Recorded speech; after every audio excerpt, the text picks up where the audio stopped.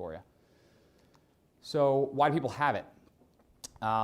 It is not a mental illness. It is effectively the modification of the neural architecture due to something. And here are some of the somethings.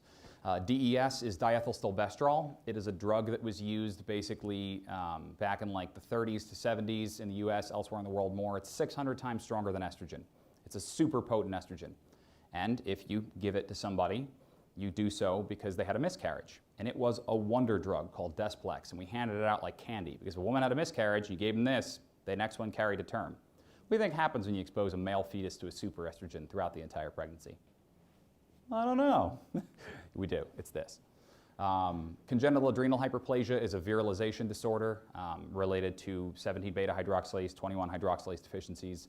Aromatase excess or deficiency is when the aromatase enzyme, which copies basically blue hormones, androstenedione, testosterone, over to estrone, estradiol, that being either too strong or not strong enough can screw things up. Klinefelter's and intersex syndrome, XXY. Technically, all of these are under the intersex umbrella, which are disorders of sexual development, which is what we now call them, DSDs. So intersex, even as a word, we're not really using as much because where do we draw the line of as what is intersex? How far do you have to go to be considered intersex? We don't really have a description for that. De La Chapelle, super cool.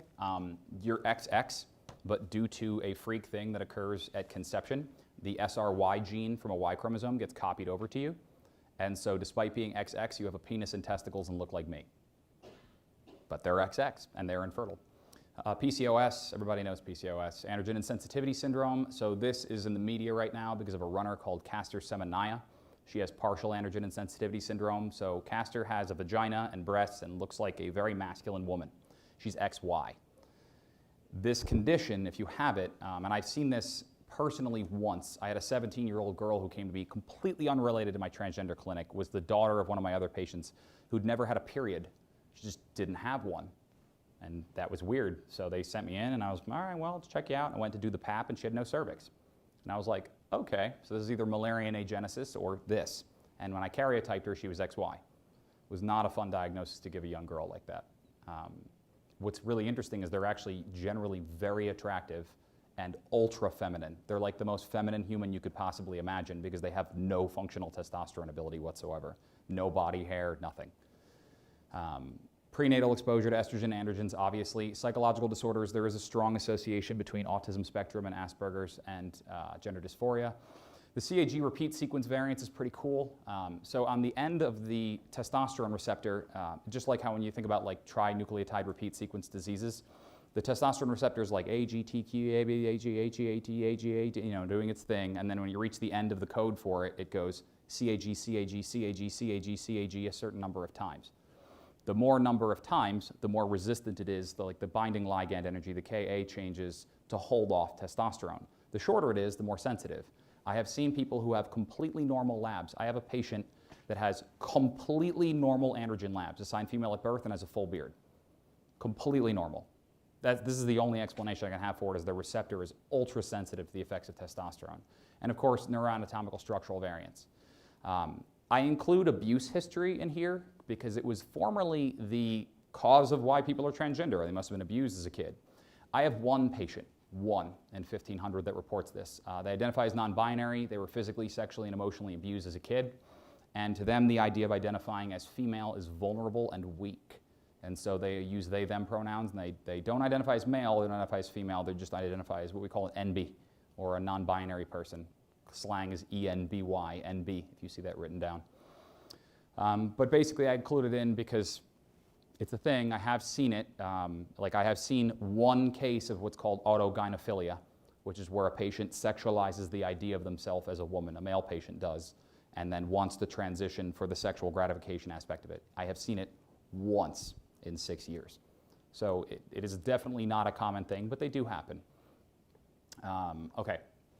So the overwhelming majority of women that have this disease, congenital adrenal hyperplasia, are same-sex attracted, like 99% of them. And the severity, so to speak, of their same-sex attraction is correlated with the degree of virilization. So the more severe the disease, the gayer they are. That's a known phenomenon with them. This has been documented to death. But basically, if you have this and you're a woman, you're attracted to women, or maybe you're 1% that isn't is Catholic or something, I don't know. But the short and narrow here is that 5.2% of women with CAH identify as male. Statistically, 0.3% of women identify as male. Obviously, this is doing a thing.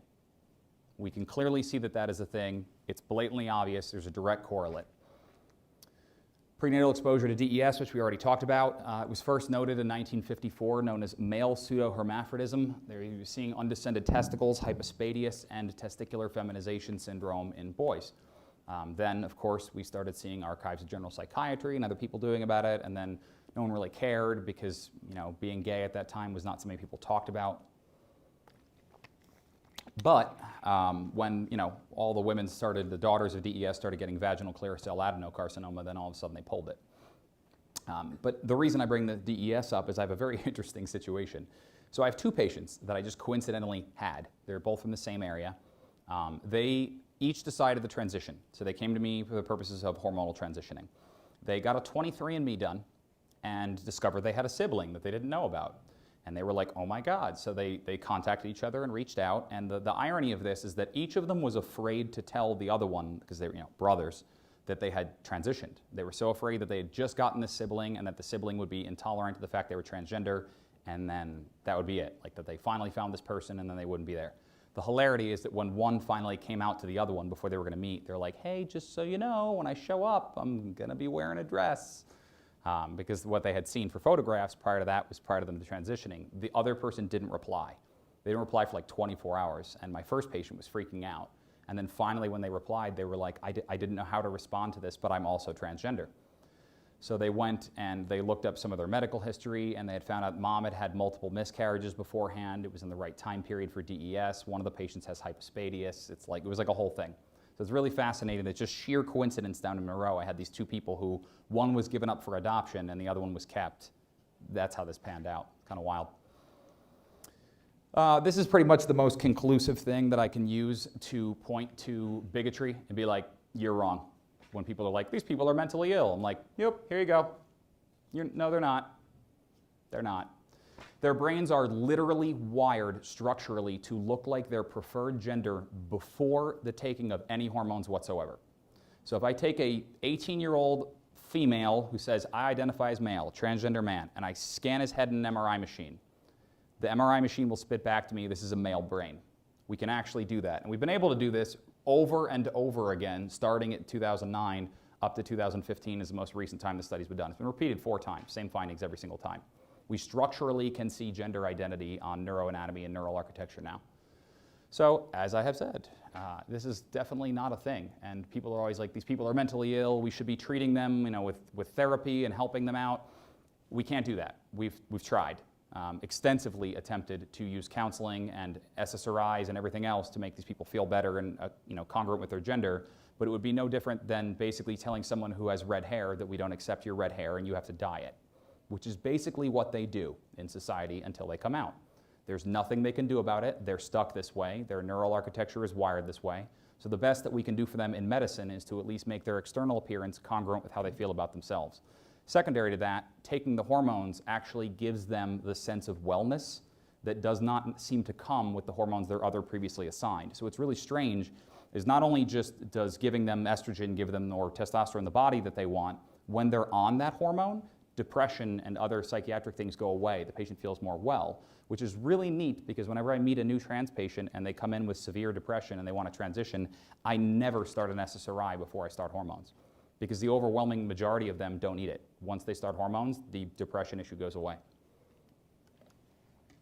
So I was under the impression for a while that there was this concept that the overwhelming majority of transgender people, if offered the opportunity to take a pill, go to bed, and wake up in the morning cis. Cis being is what you are if your gender identity, how you view yourself in your head, is the same as what you see when you look down, you are cisgender. Transgender, like think about chemistry, I mean cis and trans is opposite side, they've switched. With these people, I had always thought that they would respond accordingly to this, and they would say, yep, this is how I feel, and I would gladly take the pill and be cis right away. So I thought that, and I had this in my old lecture, and I recently updated it because it's not true. Actually, I polled my patients, and I got about, I think, 300 and something people. And what I effectively got was, where is it here? This is the replies that I got from people. Where am I looking at? There you go. So yeah, over 300 respondents, 30% of people said they would take the pill. The rest spoke really against it. Some people were very even offended that I had even talked about the possibility of such a pill and how it was threatening to their identity. And this is what they said, basically. I would never accept a pill that would make me happy with my assigned at birth gender. This would effectively be personality death. The person who existed after taking that pill would no longer be me. I'm a woman, and that's very important to who I am and how my experiences have been shaped.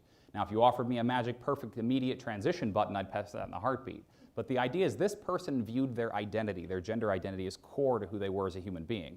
Kind of like if you were to think about doing a lobotomy on someone, you would take out a piece of who they are. Those neurons, those memories comprise effectively the essence of what that person is. So to remove that would remove that aspect of their person. Now, what was very fascinating about this is some of the things that people said here. Having contemplated that myself, I can appreciate their desperation. If there was a way to live happily without all the pain and loss, I would have done it in a heartbeat. For me, the magic pill was transition, but it was a very bitter pill to swallow. Even knowing how hard it is and what they had to go through to do this, the social ostracization, the loss of family, jobs, like literally everything, they still would do it. And what was really fascinating is people early in transition, before starting, were like, give me the pill. But people who had already transitioned, who'd gone through the personality growth and changes as a human being, were like, no, no, no, no, I'm not doing that. This is who I am. And that was pretty neat to see that actually stratified out. So what about the surgery? Does the surgery actually work? Well, here you go. We'll start with first just hormones. So these are people talking about just hormones here, and even though they had undergone gender-affirming surgery, these are the general population responses. Approximately 4 out of 5 people report significant improvements across the board. That they are better life, better quality of life, sexual function, happiness, depression, all those things improved. When we look at surgery, the regret rate for surgery, this is the best study ever done. I'm on Reddit a lot, and there's a subreddit called The Donald, and it's obviously, Donald Trump subreddit. And they constantly post this one study, this very small study that was done that talks about how all these people regretted having gender-affirming surgery. Yeah, it's a terrible study. This study was done over a 50-year time frame on 767 people who underwent gender-affirming surgery. Of them, 2.2% regretted having it done. LASIK, like getting your eyes corrected, has a 5% regret rate. So these people literally had their genitals reconstructed, and 2.2% of them were like, meh, I wouldn't do it again. That's the regret rate here. So this is legitimately how many of these people said that they benefited from having it done. That is probably below even the complication rate. I'd imagine way more than that many had complications or problems and it didn't turn out exactly as they wanted, and they were still happier and better off as a result.